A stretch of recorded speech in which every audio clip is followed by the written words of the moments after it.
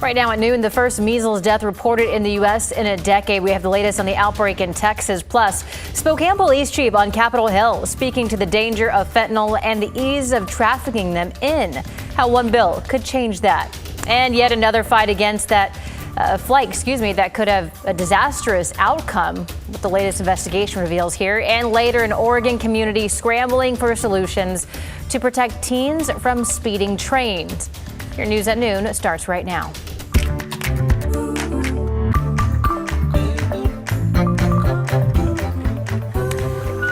Thank you for joining us at noon. I'm China Green. We'll start with a look at Oregon's economy. As lawmakers in Salem work on the new 2-year budget, they'll have an additional $350 million to work with. Now, that is the latest prediction out today from Oregon state economists.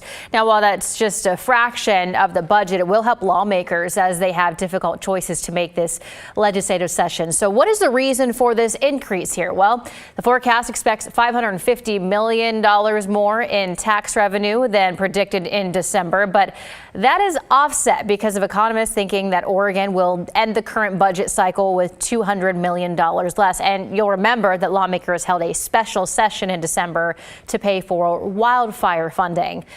The reaction to this is mixed along party lines. House Speaker Julie Fahey says Oregon's economy continues to be strong and growing. The risk of recession remains low, and our labor market is healthy with prime age employment near record highs and household earnings outpacing inflation.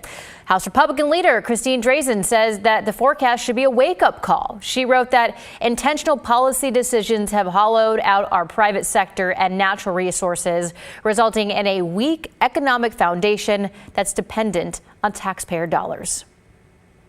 In other news this afternoon, for the first time since 2015, someone in the U.S. has died from measles.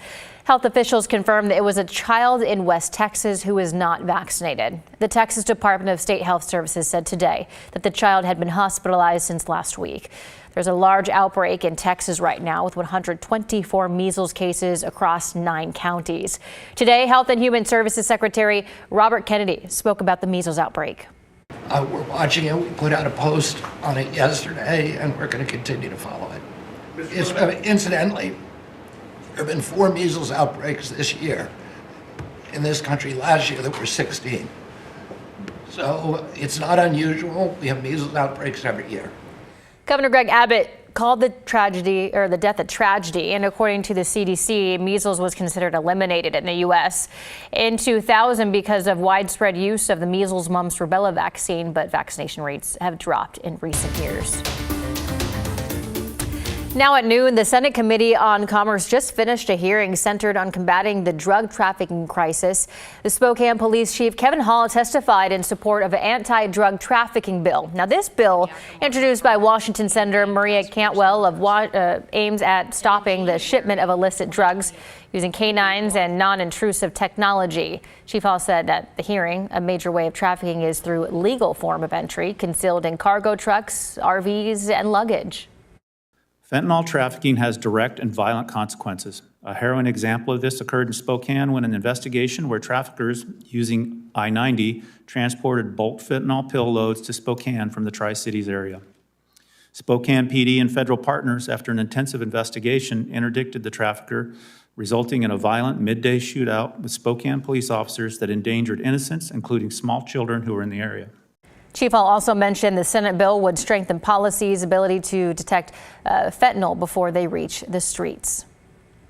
All right, time to go over to Rod Hill for a look at weather. I believe what you've been saying this morning and today is 4 straight days in the 60s. Assuming we make 60 today, yes. Yes. Now, we're looking for a big warm-up real quick. Were you outside early this morning? It was 35 in Portland. We had some frosty spots. It was 30 out in Hillsboro. We also had some fog. Of course, the fog is all gone now. And for the most part, we're looking at just sunny. It was 29 out in the Dalles. It was freezing in Tillamook this morning as well. That is gone, and now here is where we stand. Schnickwinds Casino Resort camera in Lincoln City. Beautiful sunny day, and the beach, 56 right now, also expected to be up into the 60s. Now, Portland, remember, PDX is out along the Columbia River. It's lagging behind a little bit. But in the last 30 minutes, we've had a big warm-up spurt of about, 7 degrees actually, 51 out there right now. So that puts us in range to get up to 60. So here's the hour by hour for this afternoon. 59 degrees at 2 o'clock. So if that's the case, we'd be right about 60 from 2 o'clock through 4 o'clock, and then still at 50 or better going into 7 p.m. And this would become day one of maybe 4 in a row. We'll have your complete forecast for you coming up. Thank you, Rod. Right now, a major airline is evaluating one of its planes after it was possibly struck by lightning over a Seattle neighborhood Monday night. Now, this is one of the videos shared on social media. Yeah, look at that. It appears a streak of lightning hit the jet as it was flying over the Lake Union area in Seattle. Delta Airlines says it's aware of the reports and the plane landed safely. Aviation experts saying that lightning strike planes probably more common than you think and not something to worry about. On average, commercial planes are hit once or twice a year. If they're on the airplane when the lightning strikes, unless the pilot tells you something different, I wouldn't particularly worry about it. Airlines are required to provide maintenance inspections after any lightning incident. Experts say with these regulations, the odds of a plane crashing due to lightning is minuscule. And then this was a scary scene yesterday at Chicago's Midway Airport as a Southwest flight was about to land. The pilot spotted a private jet and then did that, had to pull up to avoid a crash. Now that near miss is just the latest in a string of incidents rattling air travelers. NBC's Tom Costello has the latest.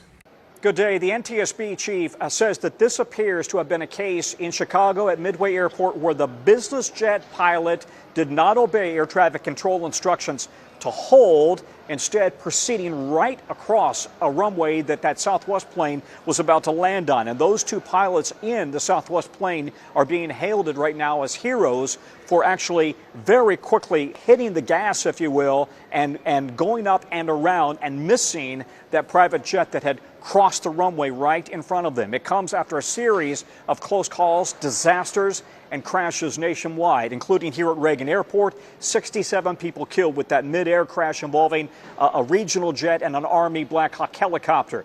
We also had the crash off Nome, Alaska. 10 people killed with that small commuter airline crash in the ice there.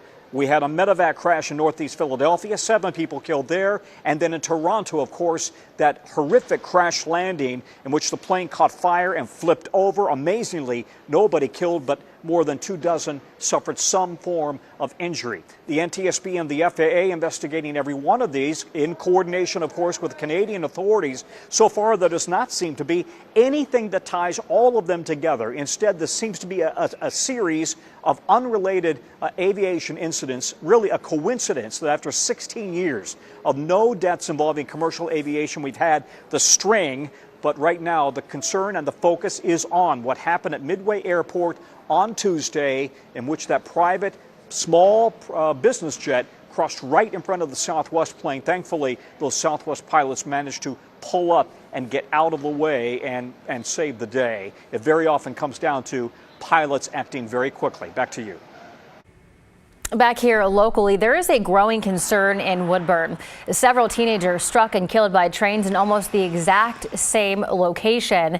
And as Thomas Schultz reports, this has been an issue there for more than a decade.